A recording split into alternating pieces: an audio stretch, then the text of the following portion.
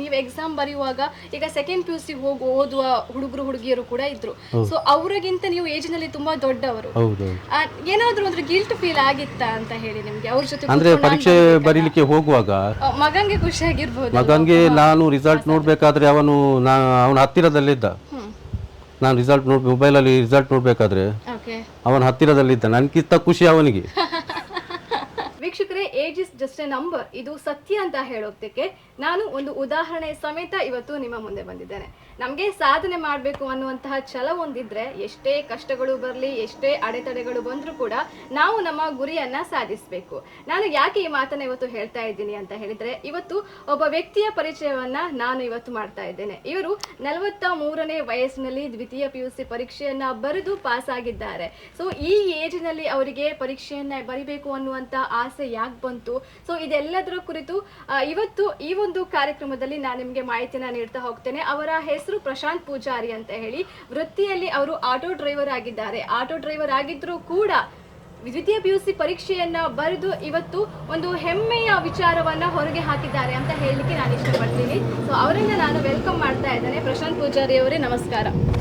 ಮೊದಲನೇದಾಗಿ ತಮಗೆ ಕಂಗ್ರ್ಯಾಚುಲೇಷನ್ಸ್. ನಾನು ಆವಾಗಲೇ ಹೇಳಿದ್ದೇನೆ, 43ನೇ ವಯಸ್ಸಲ್ಲಿ ನೀವು ದ್ವಿತೀಯ PUC ಪರೀಕ್ಷೆಯನ್ನು ಬರೆದಿದ್ರಿ ಅಂತ ಹೇಳಿ. ಸೊ ಈ ಒಂದು ಏಜಲ್ಲಿ ಯಾಕೆ ನಿಮಗೆ ಪರೀಕ್ಷೆ ಬರಿಬೇಕು ಅಂತ ಅನಿಸ್ತು? ಅಂದರೆ ವಿದ್ಯಾಭ್ಯಾಸ ಒಂದು ಬೇಕಾಗಿತ್ತು ಅಂತ ಕಲೀಲಿಕ್ಕೆ ನಾನು ಇಳಿದೆ. ನಾನು ಹೋದ ವರ್ಷ SSLC ಮಾಡಬೇಕಂತ ಒಂದು ಟೀಚರ್ ಹತ್ರ ನಾನು ಮೀಟ್ ಆದೆ. ಅವರು ಬರೀರಿ ನಾನಿದ್ದೇನೆ ಅಂತ ನನಗೆ ಪ್ರೋತ್ಸಾಹ ಕೊಟ್ಟರು. ಮತ್ತು ನಮ್ಮ ಹತ್ತಿರದ ಹತ್ತೂರು ಶಾಲೆಯಲ್ಲಿ ನಮ್ಮ ಎಲ್ಲ ಟೀಚರ್ನವರೆಲ್ಲ ಒಳ್ಳೆ ಪ್ರೋತ್ಸಾಹ ಕೊಟ್ಟಿದ್ದಾರೆ. ಹಾಗಾಗಿ ಹೋದ ಸಲ ಒಂದು 10ನೇ ಬರೀಲಿಕ್ಕೆ ಸ್ವಲ್ಪ ಸುಲಭ ಆಯಿತು. ಮತ್ತೆ ಒಬ್ರು ಟೀಚರ್ ನನಗೆ ತುಂಬಾ ಬೆಂಬಲವಾಗಿ ನಿಂತರು 10ನೇಯಲ್ಲಿ. ಅವರ ಹೆಸರು ಹೇಳಲಿಕ್ಕೆ ನಾನು ಇಷ್ಟಪಡ್ತೇನೆ. ನಾನು ಅಂದ್ರೆ ಜೆನಿಫರ್ ಟೀಚರ್ ಅವರು ತುಂಬಾ ಪ್ರೋತ್ಸಾಹ ಕೊಟ್ಟಿದ್ದಾರೆ. ಹಾಗಾಗಿ 10ನೇ ತರಗತಿಯನ್ನು ಪಾಸ್ ಮಾಡಿ ಅವರು PUC ಮಾಡಿ ಅಂತ ಹೇಳಿದರು. ಹಾಗಾಗಿ ನಾನು ಅವರ ಮುಖಾಂತರ ಹೋಗಿ ಯಶಸ್ವಿ ಟ್ಯುಟೋರಿಯಲ್ಗೆ ಹೋದೆ. ಅಲ್ಲಿ ಅವರ ಹತ್ರ ಮೇಡಮ್ ಅನ್ನು ವಿಚಾರಿಸಿದಾಗ ಬರೀರಿ ನಾವಿದ್ದೇವೆ, ನಾವು ಪ್ರೋತ್ಸಾಹ ಕೊಡ್ತೇವೆ ಅಂತ ಹೇಳಿದರು.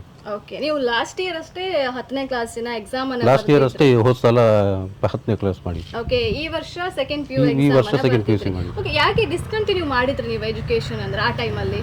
ಅಂದ್ರೆ 96 97 ಅಲ್ಲಿ ನಾನು ಕ್ಲೋಸ್ ಮಾಡಿದ್ದೆ ಎಜುಕೇಶನ್.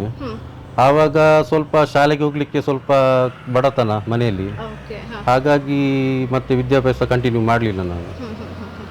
ಆವಾಗ 9ನೇ ಕ್ಲಾಸ್ ತನಕ ಓದಿದ್ದೆ. ಹೌದು, 9ನೇ ಕ್ಲಾಸ್ ಅಲ್ಲಿ ಫೇಲ್ ಆದದ್ದು.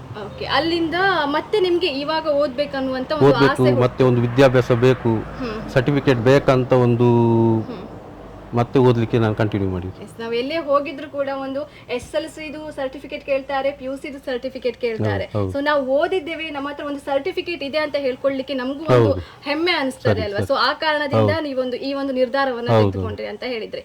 ಈಗ ಹೇಳಿದ್ರೆ 1996 ಅಲ್ಲಿ ನೀವು ಡಿಸ್ಕಂಟಿನ್ಯೂ ಮಾಡಿದ ಅಂತ ಹೇಳಿ. ಇದು 2026. ಲಾಸ್ಟ್ ಇಯರ್ 2025 ಅಲ್ಲಿ ನೀವು 10th ಎಕ್ಸಾಮ್ ಬರ್ದಿದ್ರಿ. ತುಂಬಾ ಗ್ಯಾಪ್ ಆಯ್ತಲ್ವಾ? ಸೊ ಕಷ್ಟ ಆಗ್ಲಿಲ್ವಾ ನಿಮ್ಗೆ? ಕಷ್ಟ ಅಂದ್ರೆ ಹೋದ ಸಲ 10ನೇ ತುಂಬಾ ಕಷ್ಟ ಆಯ್ತು. 10ನೇ ತುಂಬಾ ಕಷ್ಟ ಅಂದ್ರೆ ತುಂಬಾ ಕಷ್ಟ ಆಯ್ತು. ಅದು ಅಷ್ಟೇ ಕಷ್ಟಪಟ್ಟಿದ್ದೇನೆ ನಾನು, ಅಂದ್ರೆ ಪಾಸ್ ಮಾಡ್ಲಿಕ್ಕೆ, ಬರೀಲಿಕ್ಕೆ. ಮತ್ತೆ ತುಂಬಾ ಗ್ಯಾಪ್ ಆಯ್ತಲ್ಲ, ಹಾಗಾಗಿ ಬರೀಲಿಕ್ಕೆಲ್ಲ ತುಂಬಾ ಹಿಂದಿ ಬರೀಲಿಕ್ಕೆಲ್ಲ ಕಷ್ಟ ಆಯ್ತು. ಮತ್ತೆ ಬರ್ದು ದಿನಾಲ ಬರೀತಾ ಇದ್ದೆ ನಾನು ಮನೇಲಿ. ಹಾಗಾಗಿ ಸ್ವಲ್ಪ ಇಂಪ್ರೂವ್ಮೆಂಟ್ ಆಯ್ತು. ನೀವು ರಿಕ್ಷಾ ಓಡಿಸ್ತಾ ಇದ್ರಿ, ಬಾಡಿಗೆ ಮಾಡಬೇಕು, ಅದ್ರ ಜೊತೆಗೆ ಓದ್ಕೊಳ್ಬೇಕು. ಹೇಗೆ ಮ್ಯಾನೇಜ್ ಮಾಡ್ತಾ ಇದ್ರಿ ಅಂತ? ಅಂದ್ರೆ ನಾನು ಓದುದು ಜಾಸ್ತಿ ಬೆಳಿಗ್ಗೆ. ಎಷ್ಟು ಗಂಟೆ? ಬೆಳಿಗ್ಗೆ ಎಕ್ಸಾಮ್ ಟೈಮ್ ಅಲ್ಲಿ 3 ಗಂಟೆ ಎದ್ದಿದ್ದೇನೆ. 3 ಗಂಟೆಗೆ? ಮತ್ತೆ ಎಕ್ಸಾಮ್ ಬರುವ 1 ತಿಂಗಳು ಮುಂಚೆ ನಾನು 4 ಗಂಟೆಗೆ ಎದ್ದಿದ್ದೇನೆ. 4 ಗಂಟೆ ಡೈಲಿ 4 ಗಂಟೆ ಎದ್ದಿದ್ದೇನೆ. ಮತ್ತೆ ಬೆಳಿಗ್ಗೆ ಓದುವ ಅಭ್ಯಾಸವಿಲ್ಲ, ಬೆಳಿಗ್ಗೆ ರಾತ್ರಿ ಎಲ್ಲ ಓದುವುದೇ ಇಲ್ಲ ನಾನು. ಬೆಳಿಗ್ಗೆ ಮಾತ್ರ ಓದಿ ಪರೀಕ್ಷೆ ಬರ್ದೋದು ನಾನು. ಈಗ ಸೆಕೆಂಡ್ PUC ಎಕ್ಸಾಮ್ ನೀವು ಯಾವ ಟ್ಯುಟೋರಿಯಲ್ ಅಲ್ಲಿ ಕಲ್ತ್ರಿ ಅಂತ ಹೇಳಿ? ನಾನು ಇದೇ ಕಾರ್ಕಳದಲ್ಲಿ ಯಶಸ್ವಿ ಟ್ಯುಟೋರಿಯಲ್ ಅಂತ ಒಳ್ಳೆ ಸಪೋರ್ಟ್ ಮಾಡಿದ್ದಾರೆ ನನಗೆ. ಯಶಸ್ವಿ ಟ್ಯುಟೋರಿಯಲ್ ಕಾರ್ಕಳದಲ್ಲಿ ಅವರು ಅಲ್ಲಿಯ ಮ್ಯಾಮ್ ಎಲ್ಲ ಒಳ್ಳೆ ಸಪೋರ್ಟಿಂಗ್ ಮಾಡಿ ಒಳ್ಳೆ ಎಲ್ಲ ಮಾಹಿತಿ ಎಲ್ಲ ಹೇಳಿಕೊಟ್ಟಿದ್ದಾರೆ. ಅವರಿಗೆ ತುಂಬಾ ಥ್ಯಾಂಕ್ಸ್ ಅಂತ ಹೇಳ್ತೀನಿ ಈ ಸಂದರ್ಭದಲ್ಲಿ. ನೀವು ಸ್ಟಾರ್ಟಿಂಗ್ ಇಂದ ಹೋಗ್ತಾ ಇದ್ರಾ ಅಥವಾ 3-4 ತಿಂಗಳಿಂದ ಹೋಗ್ತಾ ಇದ್ರಾ ಅಂತ? 3 ತಿಂಗಳು PUC 3 ತಿಂಗಳಿಂದ ಅಷ್ಟೇ. 3 ತಿಂಗಳು ಟ್ಯೂಷನ್ ಹೋಗಿದ್ದೇನೆ. ಮತ್ತೆ SSLC ಒಂದು 4 ತಿಂಗಳು ಅಷ್ಟೇ. 4 ತಿಂಗಳು 5 ತಿಂಗಳು ಟ್ಯೂಷನ್ ಹೋಗಿದ್ದೇನೆ. ನಮ್ಮ ಟೀಚರ್ ಅವರು ಇಲ್ಲೇ ಟ್ಯೂಷನ್ ಕೊಟ್ಟಿದ್ದಾರೆ. 3-4 ತಿಂಗಳಲ್ಲಿ ಎಲ್ಲ ಕವರ್ ಮಾಡಿದ್ದೇನೆ ನಾನು. ಹೌದು. ಸೊ ಅಷ್ಟು ಸಬ್ಜೆಕ್ಟ್ ಅನ್ನ ಕವರ್ ಮಾಡ್ತಾ ಇದ್ರು ಟ್ಯುಟೋರಿಯಲ್ ಅಲ್ಲಿಯೂ ಕೂಡ. ಸೊ ಅವರು ಕೂಡ ನಿಮಗೆ ಸಪೋರ್ಟ್ ಕೊಡ್ತಾರೆ. ಅವರು ಕೂಡ ಒಳ್ಳೆ ಸಪೋರ್ಟ್ ಕೊಟ್ಟಿದ್ದಾರೆ, ಒಳ್ಳೆ ಹೇಳಿ ಕೊಟ್ಟಿದ್ದಾರೆ, ಒಳ್ಳೆ ಸಪೋರ್ಟ್ ಕೊಟ್ಟಿದ್ದಾರೆ. ಓಕೆ, ನೀವು ಕಾಮರ್ಸ್ ಅನ್ನ ಆಯ್ಕೆ ಮಾಡ್ಕೊಂಡಿದ್ರಿ? ಇಲ್ಲ, ಆರ್ಟ್ಸ್. ಸೊ ಆರ್ಟ್ಸ್ ಅನ್ನ ಆಯ್ಕೆ ಮಾಡ್ಕೊಂಡಿದ್ರಿ. ಈಗ ರಿಸಲ್ಟ್ ಬಂದ ಮೇಲೆ ನಿಮ್ಮ ಟ್ಯುಟೋರಿಯಲ್ ಲೆಕ್ಚರರ್ ರಿಯಾಕ್ಷನ್ ಯಾವ ರೀತಿಯಲ್ಲಿತ್ತು ಅಂತ? ಅವರಿಗೆ ಅಂದ್ರೆ ಒಳ್ಳೆ ಇದಿತ್ತು ರಿಯಾಕ್ಷನ್, ಅಂದ್ರೆ ಎಕ್ಸ್ಪೆಕ್ಟೇಷನ್ ಒಳ್ಳೆ ಇತ್ತು. ಮಾರ್ಕ್ಸ್ ಬರ್ಬೋದು ಅಂದ್ರೆ ಕಷ್ಟಪಟ್ಟು ಕಲಿಸಿದ್ದಾರೆ ಅವರು ಸಹ, ಮಾರ್ಕ್ಸ್ ಬರ್ಬೋದು ಅಂತ ಇತ್ತು. ಆದ್ರೆ ನನ್ನ ನಿರೀಕ್ಷೆಗಿಂತ ಜಾಸ್ತಿ ಮಾರ್ಕ್ಸ್ ಬಂದಿದೆ PUC ಅಲ್ಲಿ. ಓಕೆ, ನಿಮ್ಮ ನಿರೀಕ್ಷೆ ಎಷ್ಟಿತ್ತು? ನನ್ನ ನಿರೀಕ್ಷೆ ಅಂದ್ರೆ ನಾನು ಅಂದ್ರೆ ಜಸ್ಟ್ ಪಾಸ್ ಆಗ್ಬೋದು ಅಂತ ಬರ್ದಿದ್ದೇನೆ, ಜಸ್ಟ್ ಪಾಸ್ ಆಗ್ಬೋದು ಅಂತ ಇತ್ತು. ಹಾಗಾಗಿ ಅದು ನಿರೀಕ್ಷೆಗಿಂತ ಡಬಲ್ ಆಗಿದೆ. ಹೌದು, ಮಾರ್ಕ್ಸ್ ಎಲ್ಲ ಜಾಸ್ತಿ ಒಳ್ಳೆ ಬಂದಿದೆ. ಸೊ ನೀವು ಅಂದ್ಕೊಂಡದಕ್ಕಿಂತ ಜಾಸ್ತಿ ಮಾರ್ಕ್ಸ್ ಬಂದಿತ್ತು. ಸೊ ಅದೊಂದು ನಿಮಗೆ ತುಂಬಾ ಖುಷಿ ಆಯ್ತು, ತುಂಬಾ ಅಂದ್ರೆ ತುಂಬಾ ಖುಷಿ ಆಯ್ತು. ಹೌದು. ಸೊ ಇದರಲ್ಲಿ ಮುಖ್ಯವಾಗಿ ಫ್ಯಾಮಿಲಿ ಸಪೋರ್ಟ್ ಬೇಕಾಗಿರ್ತದೆ ನಿಮ್ಗೆ. ನೀವು ಹೇಳಿದ್ರಿ ಲೆಕ್ಚರರ್ಸ್ ಕೂಡ ತುಂಬಾ ಸಪೋರ್ಟ್ ಮಾಡಿದ್ರು ಅಂತ ಹೇಳಿ, ಅದ್ರ ಜೊತೆಗೆ ಮನೆಯವ್ರ ಸಪೋರ್ಟ್ ಬೇಕು. ಯಾಕಂತ ಹೇಳಿದ್ರೆ ಇಷ್ಟು ವರ್ಷದ ನಂತರ ನೀವು ಓದ್ಬೇಕು ಅಂತ ಹೇಳಿದ್ರೆ ಮನೆಯವರ ಬೆಂಬಲ ಕೂಡ ಬೇಕಾಗ್ತದೆ. ಸೊ ಮನೆಯಲ್ಲಿ ನಿಮ್ಮ ವೈಫ್ ಆಗಿರ್ಬೋದು, ಮಕ್ಕಳಾಗಿರ್ಬೋದು, ಹೇಗೆ ಸಪೋರ್ಟ್ ಮಾಡಿದ್ರು ಅಂತ? ಮನೆಯಲ್ಲಿ ನನ್ನ ಮಿಸಸ್ ತುಂಬಾ ಸಪೋರ್ಟ್ ಇದ್ಲು. ತುಂಬಾ ಅಂದ್ರೆ 10th ಅಲ್ಲಿ ಸಹ ನೀವು ಬರೀರಿ, ನಾನು ಸಪೋರ್ಟ್ ಮಾಡ್ತೇನೆ ಅಂತ ಹೇಳಿದ್ರು. ಮತ್ತೆ PUC ಅಲ್ಲಿ ಸಹ ಹಾಗೆ, ನೀವು ಬರೀರಿ, ಸಪೋರ್ಟ್ ನಂದಿದೆ. ಮತ್ತೆ ಅವಳು ಸಹ ಒಳ್ಳೆ ಸ್ವಲ್ಪ ಸಪೋರ್ಟ್ ಮಾಡಿದ್ದಾಳೆ, ಹೇಳಿಕೊಡುದೆಲ್ಲ. ತುಂಬಾ ಅವರು ಸುರತ್ಕಲ್ಲಲ್ಲಿ ಈಗ ಕೆಲಸದಲ್ಲಿದ್ದಾಳೆ, NITK ಸುರತ್ಕಲ್ ಅಲ್ಲಿ ಕೆಲಸದಲ್ಲಿದ್ದಾಳೆ. ಮತ್ತೆ ಅವಳು ಡಿಗ್ರಿ ಮಾಡಿದ್ದಾಳೆ, ಹಾಗಾಗಿ ಅವಳು ತುಂಬಾ ನನಗೆ ಸ್ವಲ್ಪ ಸುಲಭ ಆಯ್ತು ಓದ್ಲಿಕ್ಕೆ ಎಲ್ಲ. ಮಕ್ಕಳು ಈಗ ಒಬ್ಬ ಇನ್ನು 6ನೇ, ಮತ್ತೊಬ್ಬ ಸಣ್ಣ ಮಗು 4 ವರ್ಷ ಆದದಷ್ಟೇ. ಮಗಂಗೆ ಖುಷಿ ಆಗಿರ್ಬೋದು. ಮಗನ್ಗೆ ನಾನು ರಿಸಲ್ಟ್ ನೋಡ್ಬೇಕಾದ್ರೆ ಅವನ ಹತ್ತಿರದಲ್ಲಿದ್ದ. ನಾನು ರಿಸಲ್ಟ್ ಮೊಬೈಲಲ್ಲಿ ರಿಸಲ್ಟ್ ನೋಡ್ಬೇಕಾದ್ರೆ ಅವನ ಹತ್ತಿರದಲ್ಲಿದ್ದ. ನನ್ಗಿಂತ ಖುಷಿ ಅವನಿಗೆ. ತುಂಬಾ ಖುಷಿ ಆಗಿದೆ, ತುಂಬಾ ಖುಷಿ ಪಟ್ಟಿದ್ದಾನೆ ಅವನು. ಹೌದು. ಈಗ ರಿಸಲ್ಟ್, ಈಗ ನಾಳೆ ರಿಸಲ್ಟ್ ಬರುತ್ತೆ ಅನ್ನುವಾಗ ನಮ್ಮ ಎದೆಯಲ್ಲಿ ಒಂದ್ ಸ್ವಲ್ಪ ಡವ ಡವ ಡವ ಶುರು ಆಗುತ್ತೆ. ಮತ್ತೆ ಅದೇ ದಿನ ರಿಸಲ್ಟ್ ನೋಡುವಾಗ, ಮೊಬೈಲ್ ಹಿಡ್ಕೊಂಡು ನೋಡುವಾಗ ಎಲ್ಲಿ ಏನಾಗ್ತದೋ, ಸಬ್ಜೆಕ್ಟ್ ಒಂದು ಫೇಲ್ ಆಗ್ತದೋ ಅಥವಾ ಕಮ್ಮಿ ಮಾರ್ಕ್ಸ್ ಬರ್ತದೋ ಅಂತ ಹೆದರಿಕೆ ಅಂತೂ ಇದ್ದೇ ಇರ್ತದೆ ಬಿಡಿ. ನಿಮ್ಮ ಮೂಮೆಂಟ್ ಯಾವ ರೀತಿಯಲ್ಲಿತ್ತು ಅಂತ?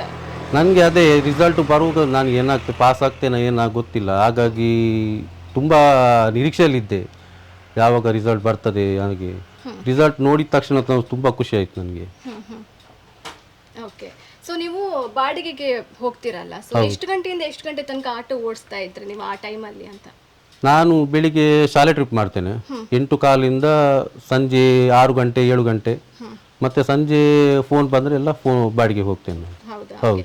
ಬುಕ್ಸ್ ಏನಾದ್ರು ತಗೊಂಡು ಬರ್ತಾ ಇದ್ರ ಆಟೋ ಸ್ಟ್ಯಾಂಡ್ ಅಲ್ಲಿ ಕೂತ್ಕೊಂಡು ಓದ್ಲಿಕ್ಕೆ? ಇಲ್ಲ ಇಲ್ಲ ಇಲ್ಲ ಇಲ್ಲ ಇಲ್ಲ ಇಲ್ಲ, ಮನೆಯಲ್ಲೇ ಮಾತ್ರ ಓದಿದ್ದು. ಅದು ಬೆಳಿಗ್ಗೆ ಮಾತ್ರ, ಬೆಳಿಗ್ಗೆ ಓದಿದ್ದು ಮಾತ್ರ. ಆಟೋದಲ್ಲೆಲ್ಲ ಓದ್ಲಿಕ್ಕೆ ಆಗುದಿಲ್ಲ, ಕಷ್ಟ ಆಗ್ತದೆ. ವೀಕ್ಷಕರೇ ನೋಡಿ, ನಾವು ವರ್ಷ ಇಡೀ ಶಾಲೆ ಕಾಲೇಜಿಗೆ ಹೋದ್ರು, ಅಷ್ಟು ಓದಿದ್ರು ಕೂಡ ಎಕ್ಸಾಮ್ ಟೈಮಲ್ಲಿ ನಮಗೆ ಏನೋ ಒಂಥರ ಅದು ನೆನಪು ಹೋಗುವಂಥದ್ದು, ಅದು ಆಬ್ವಿಯಸ್ಲಿ ಆಗೇ ಆಗ್ತದೆ. ಸೊ ಇವ್ರು ಪ್ರಶಾಂತ್ ಪೂಜಾರಿ ಅವ್ರು ಹೇಳ್ತಾ ಇದ್ರು, ನಾನು ಮನೆಯಲ್ಲಿ ಮಾತ್ರ ಓದ್ತಾ ಇದ್ದೆ, ಸೊ ನಾನು ಬಾಡಿಗೆ ಟೈಮಲ್ಲಿ ಬಾಡಿಗೆ ಮಾತ್ರ ಮಾಡ್ತಾ ಇದ್ದೆ, ಯಾವುದೇ ಓದು ಏನೂ ಇಲ್ಲ, ಮನೆಗೆ ಹೋದಾಗ ಓದ್ತಿದ್ದೆ ಅಂತ ಹೇಳಿ. ಸೊ ಆದ್ರೂ ಕೂಡ ಅವರು PUC ಪರೀಕ್ಷೆಯನ್ನ ಪಾಸ್ ಮಾಡ್ಕೊಂಡಿದ್ದಾರೆ ಅಂತ ಹೇಳಲಿಕ್ಕೆ ನಮ್ಗೆ ಹೆಮ್ಮೆ ಆಗ್ತಾ ಇದೆ ಅಲ್ವಾ? ಸರಿ ಸರಿ ಸರಿ. ಮತ್ತೆ ಈಗ ನೀವು ಎಕ್ಸಾಮ್ ಬರೆಯುವಾಗ ಈಗ ಸೆಕೆಂಡ್ PUC ಓದುವ ಹುಡುಗರು ಹುಡುಗಿಯರು ಕೂಡ ಇದ್ರು. ಸೊ ಅವ್ರಿಗಿಂತ ನೀವು ಏಜ್ ನಲ್ಲಿ ತುಂಬಾ ದೊಡ್ಡವರು, ಏನಾದ್ರೂ ಒಂದು ಗಿಲ್ಟ್ ಫೀಲ್ ಆಗಿತ್ತಾ ಅಂತ ಹೇಳಿ ನಿಮ್ಗೆ ಅವ್ರ ಜೊತೆ? ಅಂದ್ರೆ ಪರೀಕ್ಷೆ ಬರೀಲಿಕ್ಕೆ ಹೋಗುವಾಗ ಮೊದಲೆಲ್ಲ ಮಕ್ಕಳೆಲ್ಲ ನನ್ನ ನೋಡ್ತಾ ಇದ್ರು. ಅಂದ್ರೆ 10ನೇ ಕ್ಲಾಸ್ ಅಲ್ಲಿ? 10ನೇ ಕ್ಲಾಸ್ ಅಲ್ಲಿಯೂ PUC ಅಲ್ಲಿಯೂ 10ನೇ ಕ್ಲಾಸ್ ಅಲ್ಲಿಯೂ ನನ್ನನ್ನು ಒಂದು ಸಾರಿ ಎಲ್ಲ ನೋಡ್ತಾ ಇದ್ರು. ಎಲ್ಲ ಮಕ್ಕಳು ನನ್ನನ್ನೇ ನೋಡುದು ಪರೀಕ್ಷೆ ಬರೀಲಿಕ್ಕೆ ಹೋಗ್ಬೇಕಾದ್ರೆ, ಕೊಠಡಿಗೆ ಹೋಗ್ಬೇಕಾದ್ರೆ. PUC ಅಲ್ಲಿಯೂ ಹಾಗೆ 1-2 ಎಕ್ಸಾಮ್ ಬರಿಬೇಕಾದ್ರೆ ಎಲ್ಲ ನನ್ನನ್ನೇ ನೋಡ್ತಾ ಇದ್ರು. ಮತ್ತೆ ಮತ್ತೆ ಕಂಟಿನ್ಯೂ ಸರಿ ಆಯ್ತು. ನೀವು ಅದನ್ನ ಪಾಸಿಟಿವ್ ಆಗಿ ಹೇಗೆ ತಗೊಂಡ್ರಿ ಅಂತ ಹೇಳಿ? ಆದ್ರೂ ಕೆಲವೊಮ್ಮೆ ಅಂದ್ರೆ ನಾವು ಹೋಗುವಾಗ ನಮ್ಮನ್ನ ಯಾರಾದ್ರೂ ನೋಡಿದ್ರೆ ಸೊ ಬೇಜಾರಾಗ್ತದೆ, ಅಥವಾ ಅವ್ರು ಯಾಕಪ್ಪ ನಮ್ಮನ್ನ ನೋಡ್ತಿದ್ದಾರೆ ಅಂತ. ಇಲ್ಲ, ನಂದು ಥಿಂಕಿಂಗ್ ಪಾಸಿಟಿವ್ ಇತ್ತು. ಹಾಗಾಗಿ ಥಿಂಕಿಂಗ್ ಪಾಸಿಟಿವ್ ಇದ್ದ ಕಾರಣ ಅಷ್ಟೇ ನನಗೆ ಸಮಸ್ಯೆ ಆಗಲಿಲ್ಲ. ನಾನು ನನ್ನಷ್ಟಕ್ಕೆ ಹೋಗ್ತಾ ಇದ್ದೆ, ಬರ್ತಾ ಇದ್ದೆ ಅಷ್ಟೇ. ತಮಗೆ ಮುಂದೆ ಏನಾದರೂ ಹೈಯರ್ ಸ್ಟಡೀಸ್ ಮಾಡಬೇಕಂತ ಆಸೆ ಉಂಟಾ? ನಿಮ್ಮ ವೈಫ್ ಹೇಗೂ ಡಿಗ್ರಿ ಕಲ್ತಿದ್ದಾರೆ ಅಂತ ಹೇಳಿದ್ರಿ, ಅವರ ಸಪೋರ್ಟ್ ಅಂತೂ ಇದ್ದೇ ಇರ್ತದೆ. ಸೊ ಈಗ 10th ಪಾಸ್ ಮಾಡಿದ್ರೆ, PUC ಪಾಸ್ ಮಾಡಿದ್ರೆ, ಇನ್ನೊಂದು ಡಿಗ್ರಿ ಸರ್ಟಿಫಿಕೇಟ್ ಸಿಕ್ಕಿದ್ರೆ ಸಾಕು ಅಲ್ವಾ? ಮಾಡ್ಬೇಕಂತ ಆಸೆ ಏನಾದರೂ? ಮಾಡ್ಬೇಕಂದ್ರೆ ನನ್ನ ಮಿಸಸ್ PUC ಓದುವ ಮುಂಚೆ ಹೇಳಿದ್ಲು, ನೀವು PUC ಮಾಡಿ ಡಿಗ್ರಿ ಮಾಡಿ, ನಾನು ಸಪೋರ್ಟ್ ಇದ್ದೇನೆ ಅಂತ. ಈಗ ಡಿಗ್ರಿ ಮಾಡಲಿಕ್ಕೆ ನೋಡಬೇಕು, ಮಾಡಬೇಕಂತ ಇದ್ದೇನೆ. ಮುಂದೆ ನೋಡ್ಬೇಕು ಏನಾಗ್ತದಂತ. ಪ್ರಶಾಂತ್ ಅವರೇ, ಇವತ್ತು ನೀವು ನಮ್ಮ ಜೊತೆಗೆ ಇಲ್ಲಿ ಮಾತನಾಡ್ತಿದ್ದೀರಿ ಅಂತ ಹೇಳಿದ್ರೆ ಅದಕ್ಕೆ ಮುಖ್ಯ ಕಾರಣ ಯಶಸ್ವಿ ಟ್ಯುಟೋರಿಯಲ್ ಅವರು ಕೂಡ. ಖಂಡಿತ So, ಅವರ ಸಪೋರ್ಟ್ ಇಂದ ಇವತ್ತು ನೀವು ಇಲ್ಲಿ ನಮ್ಮ ಜೊತೆ ನಿಂತಿದ್ದೀರಿ. So, ಅವರ ಬಗ್ಗೆ ಹೇಳೋದಾದ್ರೆ ಹೇಗಿತ್ತು ನಿಮ್ಗೆ ಅಲ್ಲಿಗೆ ಹೋದ ಮೇಲೆ ಯಾವ ರೀತಿಯಲ್ಲಿ ಚೇಂಜಸ್ ಆಯ್ತು ಅಂತ ನಿಮ್ಮ ಓದಿನಲ್ಲಿ? ಯಶಸ್ವಿ ಟ್ಯುಟೋರಿಯಲ್ಸ್ಗೆ ಟ್ಯೂಷನ್ಗೆ ಹೋದ್ಮೇಲೆ ಕಲಿಬೇಕಂತ ಹಂಬಲ ಜಾಸ್ತಿ ಆಯಿತು. ಯಾಕಂತ ಹೇಳಿದರೆ ಅಲ್ಲಿಯ ಮ್ಯಾಮ್ನವರು ಸಪೋರ್ಟಿಂಗ್ ಕಲಿಸುವುದಾಗಲಿ ಮತ್ತು ಸಪೋರ್ಟಿಂಗ್ ಎಲ್ಲ ಒಳ್ಳೆ ಇತ್ತು. ತುಂಬ ಸಪೋರ್ಟ್ ಮಾಡಿದ್ದಾರೆ, ಕಲೀರಿ ನೀವು ನಿಮ್ಮಿಂದ ಆಗ್ತದೆ ಕಲೀರಿ ಅಂತ ತುಂಬ ಸಪೋರ್ಟ್ ಮಾಡಿದ್ದಾರೆ. ತುಂಬ ಮಕ್ಕಳಿದ್ರು ಅಲ್ಲಿ, ಹಾಗಾಗಿ ನನಗೆ ಬರೀಲಿಕ್ಕೆ ಮತ್ತೆ ಸ್ವಲ್ಪ ಎನರ್ಜಿ ಜಾಸ್ತಿ ಬಂತು. ಹಾಗಾಗಿ ಅಲ್ಲಿಯ ಮೇಡಮ್ನೆಲ್ಲ ಮೇಡಮ್ ಅವರು ಎಲ್ಲ ಒಳ್ಳೆ ಸಪೋರ್ಟ್ ಮಾಡಿದ್ದಾರೆ. ಎಷ್ಟು ಗಂಟೆಯಿಂದ ಎಷ್ಟು ಗಂಟೆ ತನಕ ಇರ್ತಿತ್ತು ಕ್ಲಾಸಸ್ ಎಲ್ಲ? ಅದು ವಾರಕ್ಕೆ 3 ಸಲ ಹೋಗ್ತಾ ಇದ್ದೆ, ಸೋಮವಾರ, ಮಂಗಳವಾರ, ಶುಕ್ರವಾರ.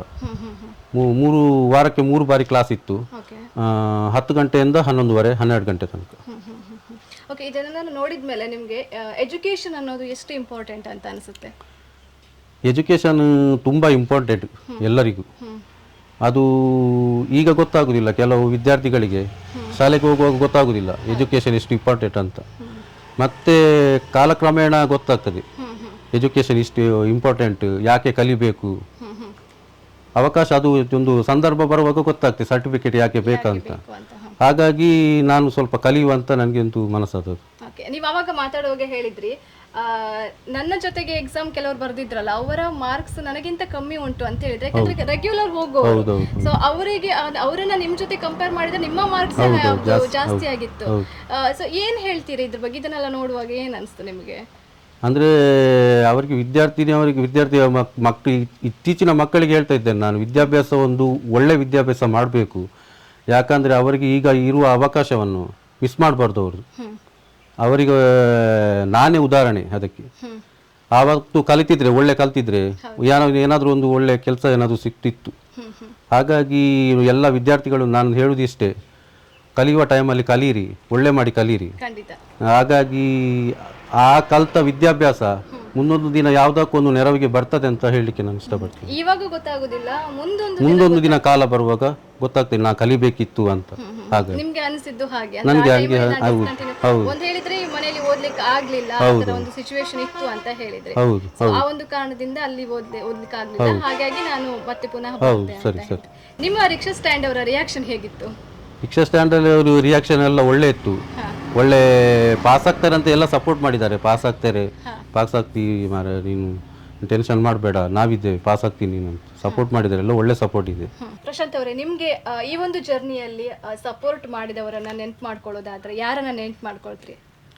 ನಾನು ಈ ಸಂದರ್ಭದಲ್ಲಿ ಒಂದು ನೆನಪು ಮಾಡಬೇಕಾದ್ರೆ ಹತ್ತೂರು ಶಾಲಾ ಶಿಕ್ಷಕ ಮತ್ತು ಶಿಕ್ಷಕಿಯರು, ಹತ್ತೂರು ಪ್ರೌಢಶಾಲೆ ಶಿಕ್ಷಕಿಯರು, ಮತ್ತು ವಿಶೇಷವಾಗಿ ನಾನು ಜೆನಿಫರ್ ಟೀಚರನ್ನು ತುಂಬ ನೆನಪು ಮಾಡ್ಕೊಳ್ತೇನೆ. ಅವರು ತುಂಬ ಸಪೋರ್ಟಿವ್ ಆಗಿದ್ದರು ನನಗೆ. ಅವರಿಂದವೇ ನಾನು PUC ಬರೀಲಿಕ್ಕೆ ತುಂಬ ಅವರಿಂದವೇ ಕಾರಣ ಆಯಿತು ಅಂತ ಹೇಳಲಿಕ್ಕೆ ಇಷ್ಟಪಡ್ತೇನೆ ನಾನು. ಓಕೆ, ಹಾಗೆ ಮುಂದೊಂದು ದಿನ ನೀವು ಡಿಗ್ರಿ ಎಕ್ಸಾಮ್ ಬರೆಯೋದಾದ್ರೂ ಕೂಡ ನಾವು ಈಗಲೇ ನಿಮಗೆ ಶುಭ ಹಾರೈಸ್ತೇವೆ. ಸೊ ಒಳ್ಳೆ ಮಾರ್ಕ್ಸ್ ಬರಲಿ ಡಿಗ್ರಿಯಲ್ಲೂ ಕೂಡ. ನಮ್ಮ ಜೊತೆ ಇಷ್ಟೊತ್ತು ಮಾತಾಡಿದ್ದಕ್ಕೆ thank you so much. Thank you.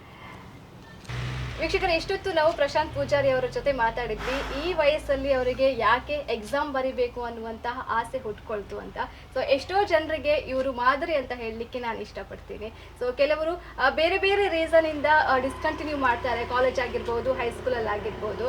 But ನಮಗೆ ಓದಬೇಕು ಅನ್ನುವಂಥ ಛಲ ಅಥವಾ ಮುಂದೊಂದು ದಿನ ಏನಾದರೂ ಕೆಲಸಕ್ಕೆ ಹೋಗಬೇಕು ಅನ್ನುವಂತಹ ಛಲ ಇದ್ದರೆ ನಾವು ಖಂಡಿತವಾಗಿಯೂ ಕೂಡ ಎಜುಕೇಷನನ್ನು ಕಂಟಿನ್ಯೂ ಮಾಡಲೇಬೇಕು ಅಂತ ಹೇಳ್ತಾ ಇದ್ದೀನಿ. ವಂದನೆಗಳು.